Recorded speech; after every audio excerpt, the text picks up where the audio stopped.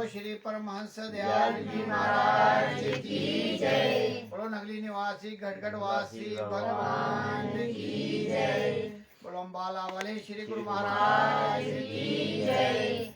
बोलो सारे संतन समाज की जय। बोलो साचे दरबार की जय। बोलो सारे संगत की जय।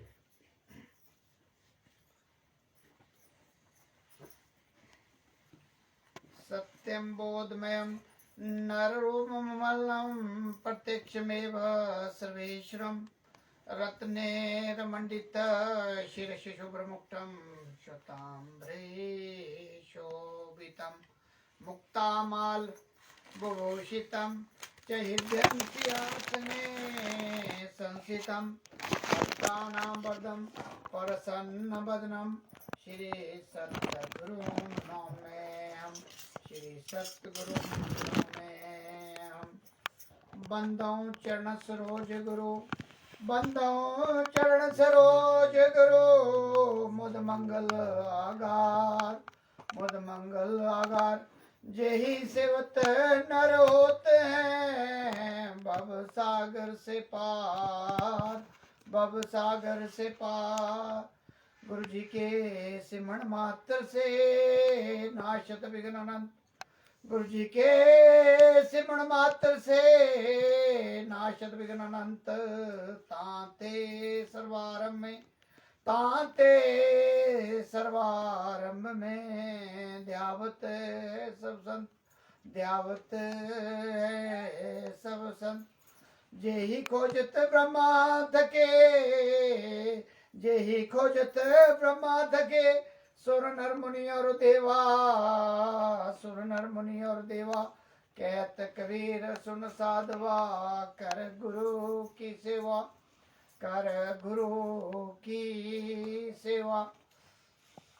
सब धरती कागज करूं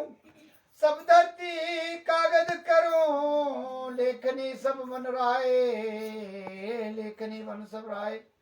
सात समुद्र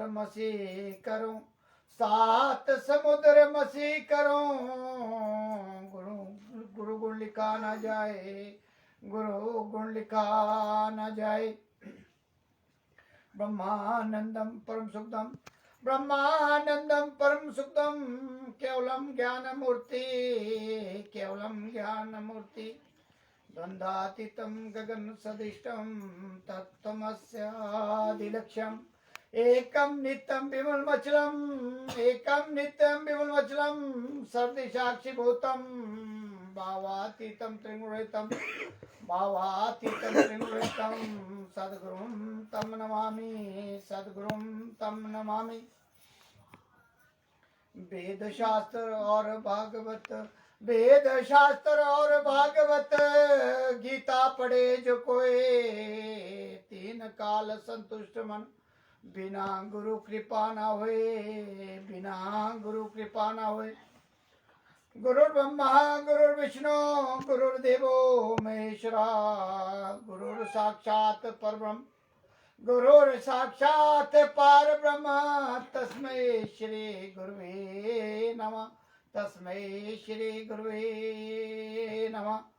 तुमेव माता च पिता तुमेव बंधु च सखा तुमेव विद्या द्रविणं तुमेव सर्वं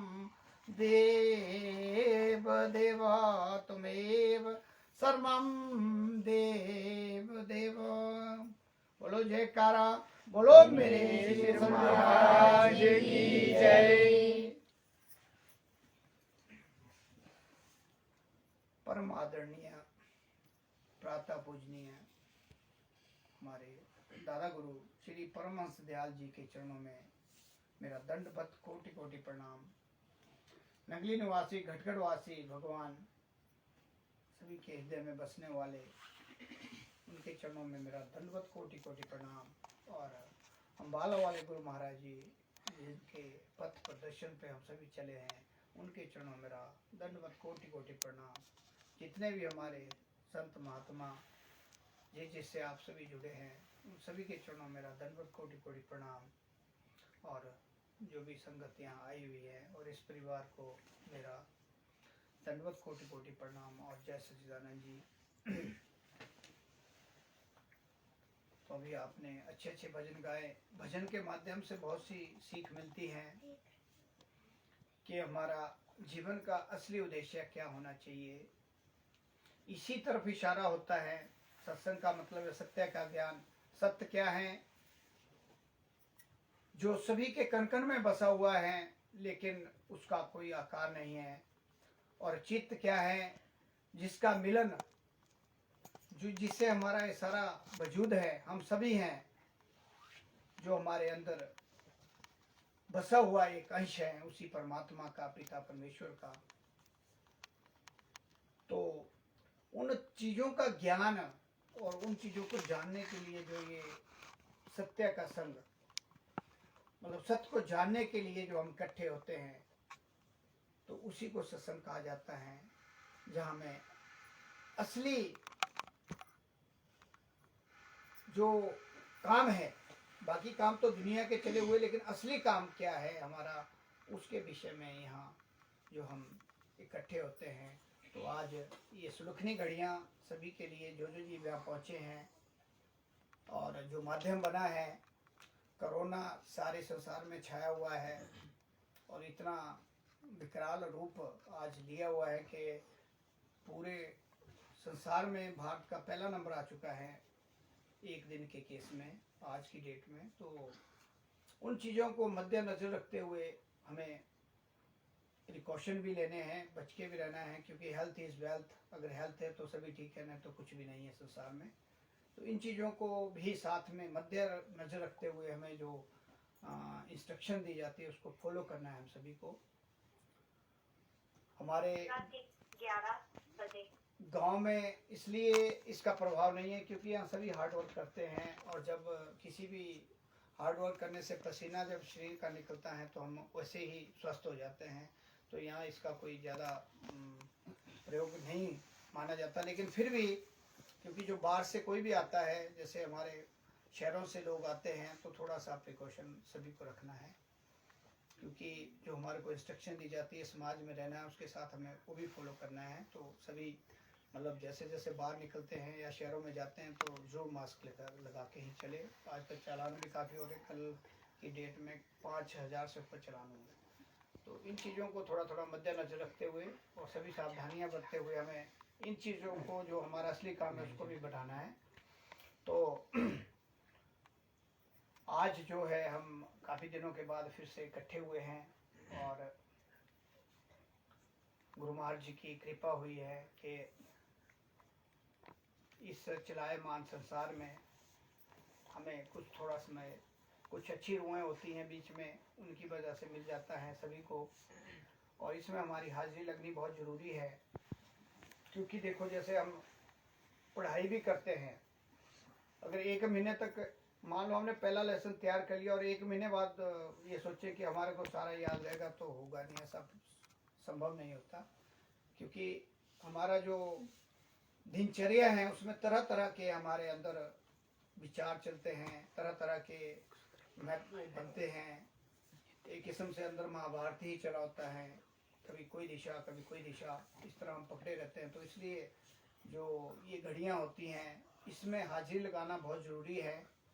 भले ही आप सारे अभ्यास करते होंगे जैसे आपको बताया गया है, या आप दूसरे तरीके से जाप करते होंगे, लेकिन यहाँ तक कि जो हमारे महात्मा लोग भी हैं, जो जिनको हेड सेवक कहा जाता है, सभी वो अपनी हाजिरी कहीं ना किसी तरीके से लगाना चाहते हैं सत्संग में। क्यों? क्योंकि जैसे घर में मान लो गाड़ी आपके पास अगर 1 महीना नहीं चलेगी तो उसमें क्या होगा कि वो डेड हो जाती है, बैटरी उसकी जो डेड हो जाती है, उसको चार्ज करना पड़ता है, तब जाके गाड़ी चलती है आगे, नहीं तो फिर नहीं चलती। तो इसी तरह हमारे को जो ये सत्संग है, इसलिए कंटिन्यूटी रखनी पड़ती है कि हम चार्ज होते रहे। सभी जो जीव इस मार्ग में आगे बढ़ना चाहता है उसको चार्ज की जरूरत होती है, और सत्संग में हम जो है चार्ज हो जाते हैं। पहले भी मैंने बताया था कि एक घड़ी आदि, आदि से बुनियाद, तुलसी संगत साध की काटे कोटि अपराध। और तुलसीदास जी ने कहा है कि कलयुग में जो है हम सुमिरन कर करके, नाम का सुमिरन करके के और कीर्तन कर करके ही उस भवसागर को पार कर सकते हैं। ये हमारी जितने भी पुराने जितने भी हुए हैं हमारे महात्मा लोग, संत लोग, उनकी सबकी वाणियों में ये आता है कि ये तो जैसे हम सत्संग करते, ये केवल दिशा है आपकी, ये नहीं सोचना कि इससे हमारा कल्याण हो जाएगा। लेकिन दिशा क्या है कि जब पुण्य कर्म बनते हैं, पहले आप सभी जानते हैं, सत्संग वाले हैं, कि जब हमारे पुण्य कर्म आगे बढ़ते हैं तभी हम थोड़ा थोड़ा ऊपर की तरफ बढ़ते हैं, चढ़ाई करना शुरू करते हैं, नहीं तो फिर नीचे ही रहते हैं। जहाँ है नाले में पड़े तो नाले में ही रहेंगे। तो इसलिए ये जो माध्यम बनता है इसमें आपको जागृति आती है, भाई हमें क्या करना है, हमारा काम क्या है, क्या हम हाजिरी लगा रहे रोज की नहीं लगा रहे। खाना तो हम बिना पूछे खा लेते हैं, लेकिन क्या गुरु महाराज जी की जो हमारे को दी गई है उसमें हाजिरी हम लगा रहे कि नहीं लगा रहे। इस चीज को सचेत करने के लिए सत्संग का होना बड़ा जरूरी है। तो और साथ में ये जो कड़ियां जब जुड़ती हैं हमारी, एक से दूसरी, दूसरी से तीसरी, तभी जाके हम आगे बढ़ते हैं, नहीं तो बड़ा मुश्किल काम है। क्योंकि काल ने हमें ऐसे उलझाया हुआ है कि वो जब भी हम अच्छा काम करने लगेंगे तो कोई ना कोई वहाँ वो विघ्न डालने की कोशिश करता ही करता है, चाहे कहीं भी है। तो इसलिए जब सत्संग के माध्यम से पुण्य कर्म हमारे बनते हैं और उनका जो हिस्सा है वो चले जाता है, तो वो हमें नहीं छेड़ता। मैंने ऐसे बहुत से एग्जाम्पल देखे हैं। जब हमारा बुरा समय आता है, किसी भी जीव का जीवन में सुख और दुख दोनों साथी हैं, हमेशा चलते रहेंगे। तो अगर आप नाम की कमाई करने वाले हैं, सत्संग में जाने वाले हैं और अच्छे काम कर रहे हैं, ऑनेस्टी से अपना जीवन निर्वाह कर रहे हैं और ऑनेस्टी से चले हुए, तो वो जो है वो पीछे हट जाता है, उसको आगे बढ़ने का वो मार्ग नहीं मिलता। फिर उसको मार्ग तब मिलता है जब आप स्पेस रखेंगे, स्पेस देंगे। जैसे भी आपने गाने में भी गाया कि सीता ने उस रेखा का उल्लंघन किया था, जो ये सारा रामायण का जो हिसाब किताब बना, दोनों रामायणों में जाएंगे तो सीता ने जब उल्लंघन किया उस रेखा का, जो दायरा होता है, जिस दायरे में हम रह रहे हैं, तब हमारे ऊपर मुसीबत आती है। ये आपको एग्जाम्पल के माध्यम से यही बताया जाता है कि जब हम उस दायरे से बाहर रहते हैं, स्पेस देते हैं, काल को हम जब स्पेस देंगे तो आपके ऊपर काफी प्रभाव उसका पड़ेगा। अगर आप स्पेस नहीं देंगे तो स्पेस जब बंद होगा तो पीछे हट जाएगा। वो बोलते हैं यहाँ जाना खतरे से खाली नहीं है, यहाँ पिटाई हो सकती है।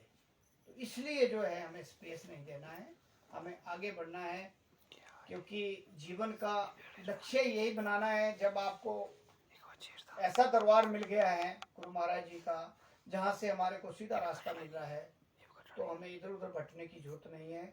मैंने देखा है अभी भी भटके हुए हैं, जो गुरुमुख पुराने भी है, बहुत से है। क्योंकि हमारी जो अंदर की मंशा है वो तरह तरह के विचारों से घिरी हुई है। तो सीधा कहा है, एक साधे सब साधे, सब साधे सब जाए। ये सारे मतलब हमारे शास्त्रों का और इनका कंक्लूजन है कि एक के साधने से ही हमारा जो है जो हम असली गोल को अचीव कर सकते हैं, एक के साधने से ही। तो हमें इधर उधर भटकने की जरूरत नहीं है। हमें सावधान होकर जो आपको युक्ति बताई है, युक्तियाँ बताई हैं, उनमें से जो आपको ज़्यादा अच्छी लगती हैं, भाती हैं, और जिससे आप अपने आप को जानने की कोशिश करते होंगे, तो वो युक्तियाँ आप जो है अपना करके थोड़ा थोड़ा डेली अपने हाजिरी लगाएं। और जैसे कहा गया है कि 5 नियम आपको बताए गए हैं, उनमें से आप कितने पालन कर रहे हैं और कितने कर रहे हैं वो आप सभी जानते हैं। क्योंकि जो आत्मा की आवाज़ है वो ढीली जरूर होती है, लेकिन होती जरूर है अंदर से, क्योंकि दबाई हुई है। उसको दबाने खोलने के लिए तो हम ये सारा काम करें, उसको दबाया हुआ है।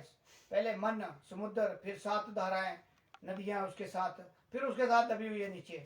उसको बाहर निकालने के लिए जो है ये माध्यम बना हुआ है।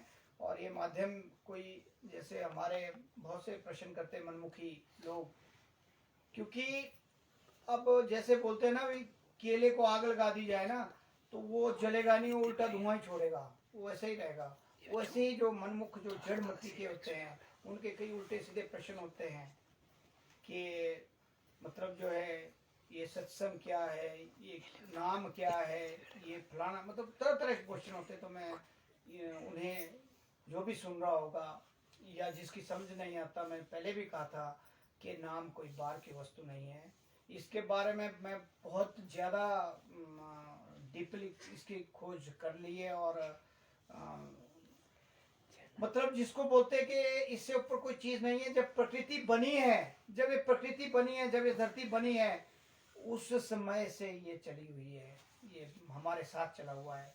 और यहाँ तक कि जो हमारा ये सारा ये जो अंदर का जो हम बोल रहे, जो आप सुन रहे, जो हमारे चेतना शक्ति है, उसी का रूप है।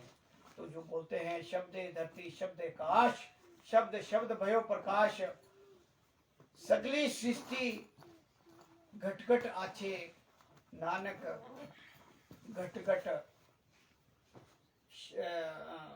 नानक शब्द घट घट आछे। मतलब जो ये शब्द है, जो दुनिया हमने अंदर जिसको जागृत करना है, वो उस समय से चलिए जिस समय हमारा यहाँ सृजन हुआ है, जब हम हाथ खड़ा करके इस संसार में आए हुए हैं। हम नहीं आए हुए, ये तो एक श्री मिला हुआ है, पता नहीं हम कहाँ कहाँ भटके आ गए। ये आत्मा जब हमारी वहां से निकली है हाथ खड़े करके, तब से हम भटके हुए हैं। और भटकन इतनी बढ़ चुकी है कि अब हमारे को थोड़ी सी पता नहीं किसकी कृपा हुई है कि ये रास्ता मिला है। तो अगर हमने अपने निज धाम में वापस जाना है तो हमें जो अपना काम रोज का दिया जाता है, आपको जब नाम दान दिया जाता है तो आपको कुछ शब्द दी जाती हैं और बताया जाता है कि आपने क्या करना है, कैसे हाजिरी लगानी है। अगर आप लगाते रहोगे तो आबाद रहोगे, नहीं लगाओगे तो फिर वही हिसाब हो जाएगा। जो है जो डरावने सपने, डरावनी स्थितियां बनती हैं, वो फिर बड़ी भयंकर होती हैं। उसके पीछे में कई बार मैं जिक्र भी करता हूँ, सुनता भी हूँ प्रैक्टिकल रूप में, कि यमदूत कैसे जीव आत्मा को जो काल के दायरे में होती है, निगुरा जिसको बोलते हैं, निगुरा, तो कैसे खींचता है, उसके बड़े बड़े उदाहरण हमारे को आते हैं, देखते हैं, प्रैक्टिकल भी है। तो उन चीज़ों से बचने का हमारे पास तभी बनेगा काम अगर हम इसकी अभ्यास, जितना भी हम नाम की कमाई करेंगे, क्योंकि कलयुग में नाम से बगैर हमारा कल्याण होना अनिश्चित है। और अगर नाम की कमाई करेंगे, जरूरी नहीं है कि एक जन्म नहीं तो दूसरा, दूसरा नहीं तो तीसरा, तीसरा नहीं तो चौथा, क्योंकि पाठशाला में जब हाजिरी लग जाती हैं या हम एडमिशन ले लेते तो 4 साल में नहीं, बीटेक होगा तो 5 में, 5 में तो 6 में। एक था हमारे नीचे राजस्थान में, उसको 8 साल हो गए थे, उसकी लॉ नहीं हुई। मगर जी कितने साल का बनाया प्लान, बोलो 12 साल का है। उनका जाट का लड़का था, अच्छी कमाई है, मोटे दिमाग होते हैं। तो पर ये कि मैं लगा हूँ, कहते 12 साल में पूरा कर लूँगा, लेकिन उसमें वो थी भी मैंने लॉ करनी है। तो ये बात ऐसी हमारा है कि अगर हमने आध्यात्मिक मार्ग में चलना है और हमें आगे बढ़ना है तो हमारे को अभ्यास जरूरी है। और इसमें कोई भी बहाना नहीं चलेगा। जैसे बच्चे बोले थे 15 मिनट, पहले 15, फिर 20, ऐसे बढ़ाते बढ़ाते बढ़ाते आप इसको 2 घंटे तक एटलीस्ट ले जाएं। पहले 1 घंटा तो निश्चित कर लें, तो 2 घंटे तक अगर आप 24 घंटे में ले जाएंगे तो कहीं थोड़ा थोड़ा स्पेस बनेगा। बहुत मुश्किल काम है, आप इतना आसान नहीं समझना इसको भी। ये हम तो नामी बन गए, हमने नाम दान, बहुत टफ काम है ये, बहुत टफ। इसमें उम्रें लग जाएगी, हम उस पड़ाव में नहीं पहुंच पाएंगे। ये बोलने की बातें हैं, भाई सत्संग हो रहा है या हम नाम नहीं बन चुके हैं, बड़ा मुश्किल काम है। मैं फिर बता रहा हूँ कि इस भ्रम में मत रहना। एडमिशन जरूर मिलिए, लेकिन जब थाली में रोटी डाली जाएगी तो गुरु महाराज जी मुंह में नहीं डालेंगे, डालनी खुद पड़ेगी, क्योंकि कर्म प्रधान है। कर्म से ही हम अपना रास्ता बना सकते हैं, कर्म से ही हम अपनी हस्तरेखा को बदल सकते हैं और कर्म से ही हम अपना उत्थान कर सकते हैं। तो इसलिए कर्म करना बहुत जरूरी है और इंडिविजुअल के लिए जरूरी है। ये नहीं है कि एक दूसरे का भी, हाँ जी नहीं, कुछ नहीं, कोई किसी का नहीं है। अभी मैंने आपको एग्जाम्पल बताया कि शाम को बात हो रही है और सवेरे बंदा नहीं है। तो ऐसा ही हमारे भी किसी के टांग में काल बैठा हुआ है, किसी के यहाँ बैठा है, किसी के बाजू में, किसी के गले में, किसी के बिल्कुल यहाँ बैठा है। ध्यान रखना। इसलिए ये मत सोचना कि मेरा मैं तो अभी बहुत दिनों तक रहना है, ऐसा नहीं है। मैं बार बार कहता हूँ कि हर सत्संग में एक आधा एग्जाम्पल आता है कि शाम को बात हो रही है, सवेरे बंदा नहीं है। तो इसलिए हमें जो आज मिला है उसको संवारना है। काम भी काम करने को कोई नहीं रोकता, काम एक प्रोसेस है हमारा, वो करना है। लेकिन अपना जो समय है वो आपने 100% देना है, क्योंकि कल का नाम काल है। जो कबीर ने कहा है, करना है जो काम उसे आज कर ले, पल में पल ले होएगी भौरी करेगा। का मतलब वो कहते हैं कि मतलब जो जैसे अभी हम जैसे यूटिलाइज कर रहे हैं समय, हालांकि अभी बाकी तो तकरीबन 90% सो गए होंगे, कुछ पढ़ने पढ़ने वाले बैठे होंगे, बाकी सब सो गए बड़े आनंद से, कोई खा के, कोई पी के, कोई वैसे, सब अपनी मस्ती में। क्योंकि जाल जो है वो माया का जाल और काल का दायरा जो बना हुआ है, उसने पूरा प्रबंध किया हुआ है। वहाँ आनंद, बाहर का आनंद देता है, लेकिन परमानंद जो है वो सत्संग में मिलता है। परमानंद की तरफ हमें बढ़ना है। तो इसलिए मेरा बार बार सभी से यही प्रयत्न होता है कि हम जो सत्संग के माध्यम से अपने टाइम को निश्चित करें, और ऐसा ना हो कि आज सत्संग हुआ, कल तो निश्चित करें, परसों भूल गए। नहीं, ऐसा नहीं करना है। मतलब कंटिन्यूटी में रखना है। कुछ भी हो जाए, कोई भी मुसीबत आ जाए, आपने थोड़ा टाइम निकालना है। और विशेष करके मैंने पहले भी बताया कि आरती तो कम से कम एक टाइम तो कर लिया करो। अगर दो नहीं होती, वैसे तो दो करनी चाहिए। जो घर में रहते हैं, जो बाहर रहते हैं, उनके लिए तो चलो प्रॉब्लम हो सकती है, लेकिन घर वाले तो एक टाइम पक्का ही करें। मैंने कई जगह देखा है कि महीने तक नहीं आरती होती। मैंने ऐसा महसूस किया है। गुरुमुखों के घर में अगर 1 महीना तक आरती नहीं होगी तो उसको हम गुरुमुख नहीं कहेंगे, उसको तो फिर वो दूसरे से भी के वो क्या नाम है, क्योंकि दूसरी जगह कर्मकांड वाले कम से कम धूप तो जला लेते हैं। तो इसलिए मैंने बता दिया कि ये रास्ता इतना आसान नहीं है। सभी को थोड़ा सचेत करते हैं। तो थोड़ा सा एक प्रसंग की तरफ ले चलता हूँ आपको कि एक बार एक चोर था। गुरु जो हमारे, ये जो गुरु का शब्द है, वैसे इसको देखो, इसका मतलब तो है अंधेरे से प्रकाश की तरफ ले जाना, असली जो मायने में गुरु होता है। लेकिन हमारे जो मैं जो सुनता हूँ ना बात, तो बड़ा दुख होता है कि समझने की कोशिश ही नहीं करते हम लोग कि ये है क्या भला। क्योंकि आज जो सो कॉल्ड गुरु हैं हमारे, वो आपको सबको पता है, मैं ज़्यादा जिक्र नहीं करूँगा। इन चीज़ों को समझने के लिए ही सत्संग जरूरी होता है कि हमें भी पता नहीं होता। हम भी मतलब जो हमारा माध्यम है, हमारे संत महात्मा महापुरुष लोग हैं, उनसे जब उनके कांटेक्ट में आते हैं तब जाके कई चीज़ों का हमें पता लगता है। तो जो गुरु जो हमारे, जब हम सही मार्ग में चलते तो कैसे कैसे सहायता हमारी करते हैं, कैसे कैसे हमारा मतलब जो है भटकन से बचाते हैं, और कैसे कैसे आशीर्वाद देते हैं, उस विषय में थोड़ा सा मैं ज़्यादा लंबा नहीं ले जाऊंगा। तो होता क्या है कि एक चोर जो है चोरी करा करता है, और एक मतलब राजा होता है, राज्य में होता है वो। तो कहीं जैसे आज सत्संग हुआ, ऐसे ही उसको भी कहीं से मालूम हुआ कि मैं भी कहीं गुरु के दर्शन करें। क्योंकि करता क्या था वो कि चोरियां करना, फिर दिन में कुछ उसने सीधे काम भी करने, मतलब कभी भंडारा कर देना या कुछ ऐसे काम भी कर देने। तो उसका चित्त जो था वो थोड़ा दोनों साइड में बैलेंस्ड था। कुछ अच्छे काम भी करता था, बड़े बड़े घरों को लूटना, फिर चोरी करना। उसके बाद तो हुआ क्या कि वो सत्संग में चला गया, और गुरु महाराज जी की नज़र पड़ गई उस पर कि बुला लिया।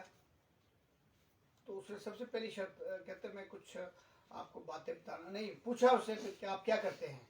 उसने बोला कि मैं तो चोरी करता हूँ। कहते बोलो ठीक है, मेरी तीन बातें, कहते गुरु जी ने कहा कि मेरी 3 बातें ध्यान में रखना, मतलब मानोगे। तो उसने बोला चोरी की नहीं बात करना, बाकी मैं मान लूँगा।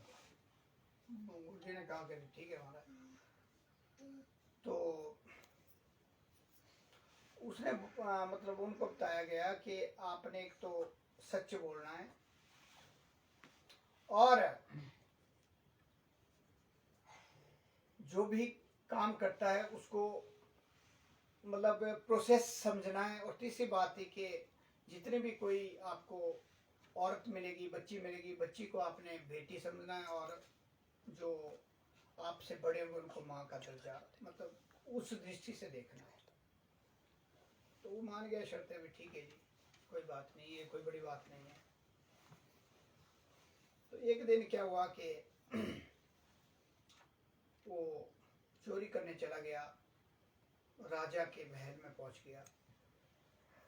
वो जो राजा था वो थोड़ी सख्त बुद्धि का, तो जैसे होते हैं इनमें अहंकार बहुत होता था। तो उसने अपनी रानी को जो है 12 साल से जो है कमरे में बंद करके रखा हुआ था।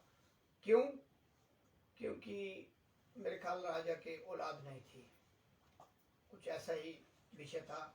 तो दोनों का आपस में कोई वो नहीं था। तो जब चोर चला चोरी करने, तो वो सीधा जो है जब उसने ट्रेस पास किया तो वो जहाँ वो रानी को बंद किया था उस कमरे में पहुंच गया। तो राजा जो था कहीं वॉच भी रखता होगा, जैसे घूमने फिरने जाते हैं, तो उसने उसको देख लिया, चोर को भी कोई आया है। उसके मन में कई तरह के प्रश्न उठे और उसने जो है थोड़ी पर्दे में रहकर वहाँ का जो सारा नज़ारा, जो एक्टिविटीज़ हुई उसको देखा। उसको कोई और ही मतलब दिमाग में प्रश्न उठा। लेकिन जब वहाँ पहुँचा चोर, तो जैसे ही वो जो भी करते हैं, तो जो है वो रानी की जो है आंखें खुल गई। तो रानी ने पूछा कि तुम कौन हो? उसने कहा कि मैं तो चोर हूँ और चोरी करना मेरा पेशा है। तो रानी ने कहा कि मेरे पास बहुत यहाँ धन लेना देना बहुत कुछ है, मैं कहते माला माल कर दूंगी, कि एक शर्त मेरी है। वो कोई शर्त रखती, उससे पहले उसने बताया कि मैं बाकी शर्तें पूरी करने को तैयार हूँ, लेकिन आपको मैं माँ की दृष्टि से, क्योंकि मेरे गुरु महाराज जी का जो वचन है उसको नहीं मोड़ सकता मैं आपको माँ की दृष्टि से और आप मुझे बेटे की दृष्टि से जो भी काम देंगे वो मैं करने को तैयार हूँ। बाकी अगर आप कोई और काम बोलें तो वो नहीं, लेकिन इस माध्यम से अगर आप कोई काम बोलेंगे तो मैं जो भी आप बोलेंगे। तो वो उसके इस स्वभाव को देखकर जो है रानी बहुत ही सहम गई। सहम मतलब उसको काफ़ी आश्चर्य हुआ। वो सारा सीन जो था वो ऊपर से वॉच कर रहा था राजा। राजा एकदम से आया और उसने उसको चोर को पकड़ के अपने महल में ले गया। उसकी बातों से राजा बहुत प्रसन्न हुआ और उसने उस चोर को कहा कि आप मनचाहा वरदान मांग सकते हैं, जो भी आप वरदान मांगेंगे वो मैं आपको देने को तैयार हूँ। तो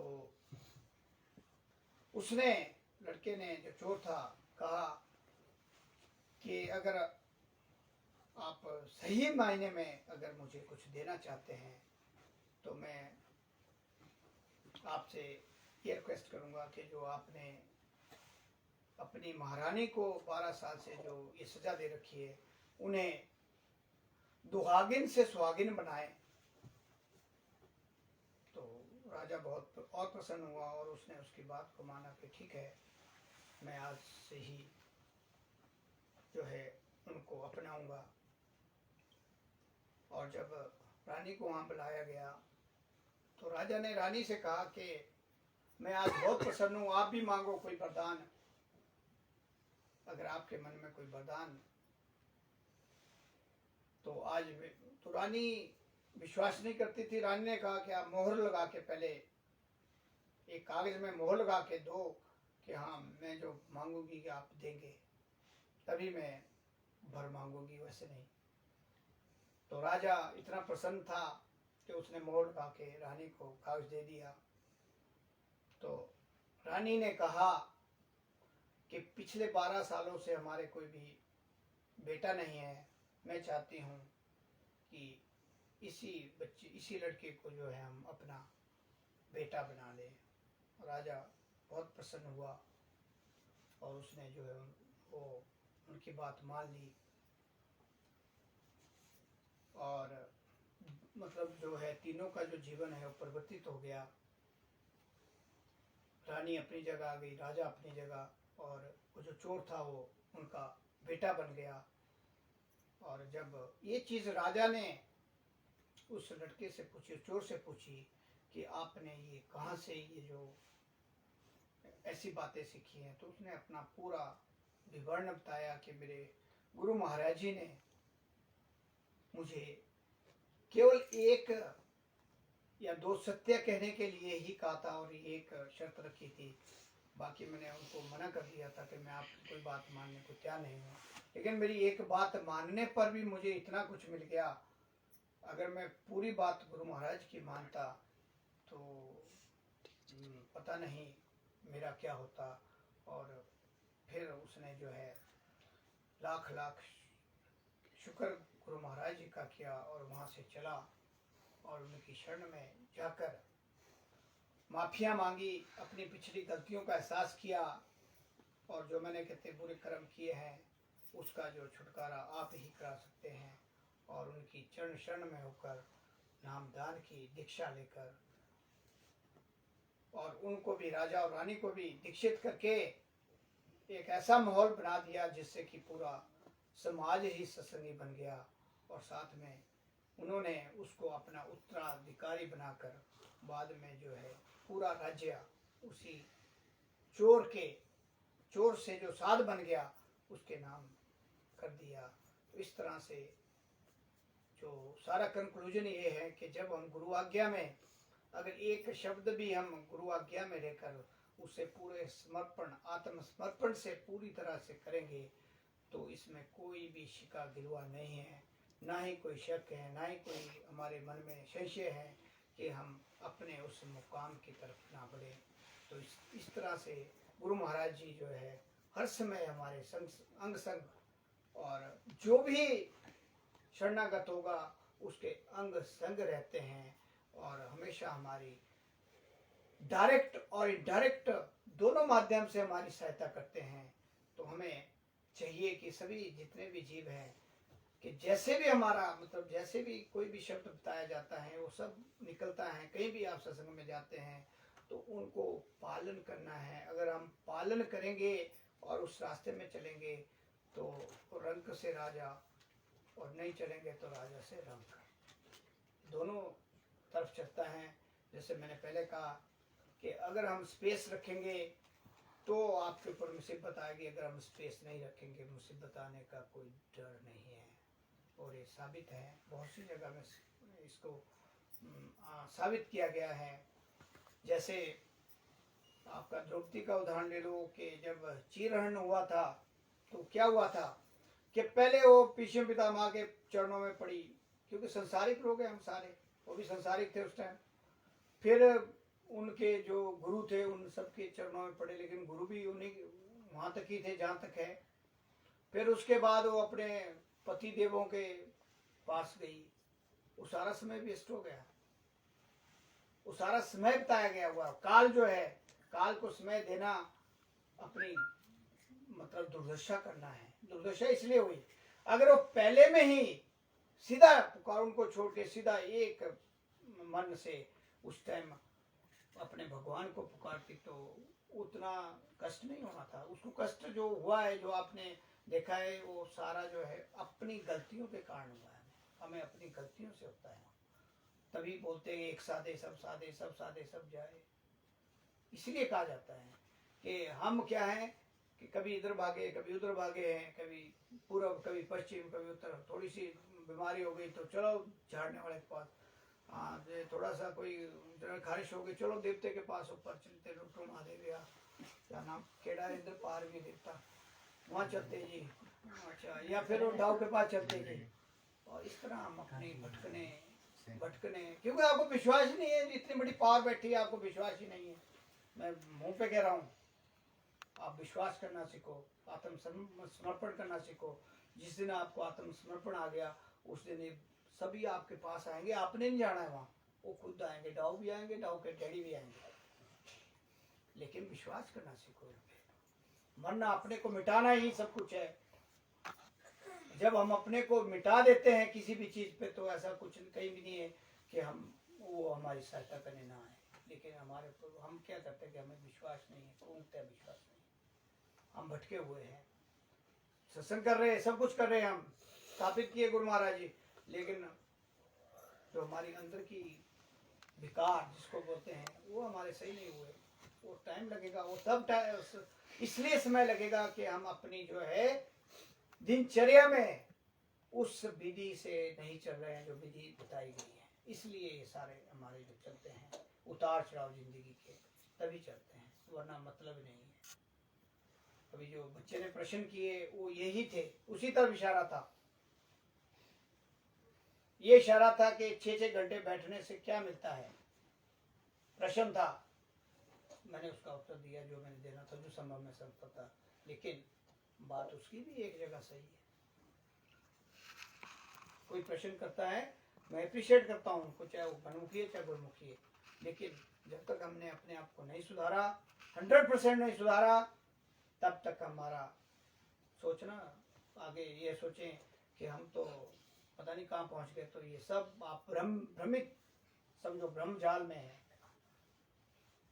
तो इसलिए ये जो सत्संग के माध्यम से जो 2-4 शब्द गुरु महाराज जी हमारे को बताते हैं या उनका माध्यम बनते हैं, हम तो केवल पात्र वैसे, उन्होंने एक मोरा बोलते हैं जिसको, क्रादने करने वाले वही हैं। आपको विश्वास होना बहुत जरूरी है और अपने अमल करना बहुत जरूरी है।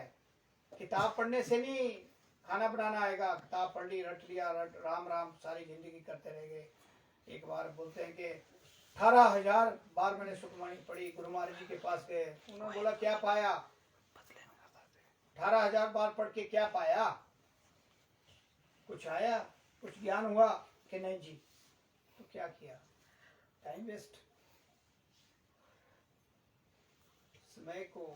समय जो है ये चलाए माने, जो आज निकल गया आपकी जिंदगी के कभी नहीं आएगा, जो कल निकलेगा वो कभी नहीं आएगा।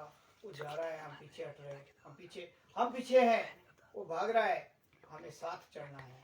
प्रेजेंट जो कहते हैं, जो प्रेजेंट में चलता है, समय का सदुपयोग करता है, उसका मतलब समय भी कुछ नहीं कर सकता, ऐसा लिखा गया है शास्त्रों में कि समय को आपने अगर कवर कर लिया, समय के साथ आप चले और समय का आपने सदुपयोग किया, तो आपके जो क्रियावान कर्म के साथ जो क्रियावान कर्म चलते हैं वो हमारे को बड़े उपयोगी आगे सिद्ध होते हैं। क्योंकि क्रियावान कर्मों में भी 3 चीज़ों का बहुत जरूरी है कि एक ऑनेस्टी, दूसरा निष्काम भाव से कोई भी काम करना। अगर आप पोछा भी लगा रहे हैं तो ये नहीं सोचो कि मैं वो कर रहा हूँ, ये करो कि मेरा काम है, प्रोसेस है मेरा।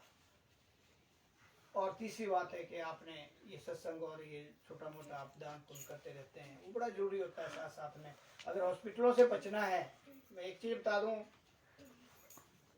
हालांकि चलो है तो कड़वा सच, कि जो हमारा 10वां हिस्सा है, चाहे आपका ये आध्यात्मिक में हो, चाहे आप पुण्य कर्मों में हो, चाहे दूसरे में हो, किसी भी विषय में लो आप, अगर हमारा दशांश सही जगह में नहीं जाता तो वो जो है कई गुना इकट्ठा होके हमारे को जो है प्रॉब्लम में क्रिएट करता है बाद में। और ऐसी प्रॉब्लम में क्रिएट करता है, चाहे उसमें मनमुखी चाहे गुरुमुख भी है, कि उसको फिर वहाँ उसका कई गुना देना पड़ता है। ये सिद्धांत बना हुआ है। और जो थोड़ा थोड़ा करके जैसे चला हुआ है संसार में, जैसे हमारा चला होता है, थोड़ा थोड़ा करके हम अगर उसको बिना देखे ही लगाते रहे तो आपका जो है स्मूथली चलता है। और ये मैं प्रैक्टिकल देखा हुआ है, इसको प्रैक्टिकल बता रहा हूँ कि जो सही दिशा में सही तरीके से करते हैं उनका कुछ नहीं होता। पूरा परिवार मैंने देखा, कभी उनके घर में ना ऐसी उल्टी सीधी बातें होती, ना ही बीमारी आती और ना ही अशांति आती है। ये प्रैक्टिकल है। इसी तरह जैसे हम नाम का जाप भी करते हैं तो इसका हमारा 10 हिस्सा जाता है कहीं, ध्यान में रखना कि दशांश यहाँ से भी जाता है। तभी हम जो है ठीक रहते हैं। अगर वो तभी बोला हूँ स्पेस कब बनता है, जब हम बिल्कुल निधड़क होके उल्टे सीधे काम करने शुरू कर देते हैं और बाकी बने हुए गुरुमुखी, तो फिर वो स्पेस बनता है और फिर भुगतान फिर वही देना पड़ता है, हमारे को कई गुना देना पड़ता है। तो इन चीज़ों से मेरा सभी से यही है कि सभी वैसे तो जानकार है और हमारा काम बोलना है, समझाना है। आप सभी मेरे ख्याल काफ़ी एक्सपीरियंस वाले हैं, सारे गुरुमुखी हैं। ये तो उनको समझाया जाता है जो कभी एक बार आते हैं सत्संग में, साल में या 2 साल में या 5 साल में, कई 25 साल में भी आते हैं, तो उनको समझाया जाता है। जो बाकी डेली वालों को तो पता है, बस थोड़ा सा सचेत करना है, मतलब जाग सोए तो है पर आधे सोए हो, तो उनको थोड़ा सा भी इशारा जो किया तो जाग जाएंगे। और दूसरे को जगाना पड़ता है, कई बार डंडे मारने पड़ते हैं क्योंकि सोया हुआ है, बहुत समय से सोया हुआ है। तो इन चीज़ों को ध्यान में रखते हुए तो आगे एक भजन होता है, बोलो जयकारा, बोलो मेरे श्री गुरु महाराज की जय, बोलो सच्चे दरबार की जय।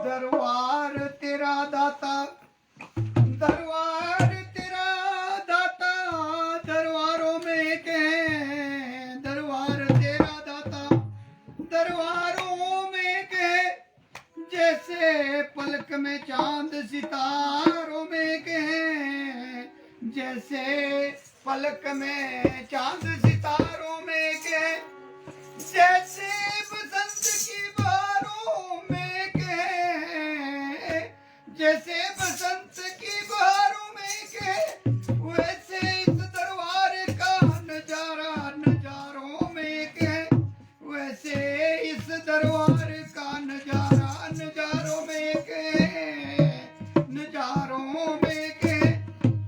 बोलो मेरे सतगुरु की जय जयकार, बोलो मेरे सतगुरु की जय जयकार, बोलो मेरे सतगुरु की जय जयकार, बोलो मेरे सतगुरु की जय जयकार, बोलो मेरे सतगुरु की जय जयकार, बोलो मेरे सतगुरु की जय जयकार, बोलो मेरे सतगुरु की जय जयकार, बोलो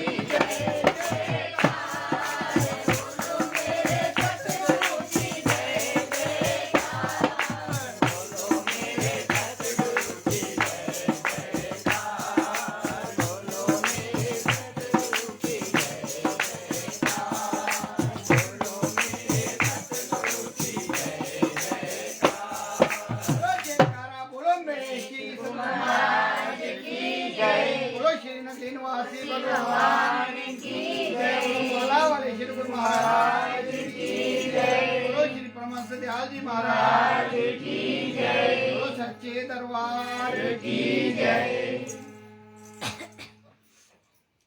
हुण आ गया सतगुरु प्यारा, हुण आ गया सतगुरु प्यारा।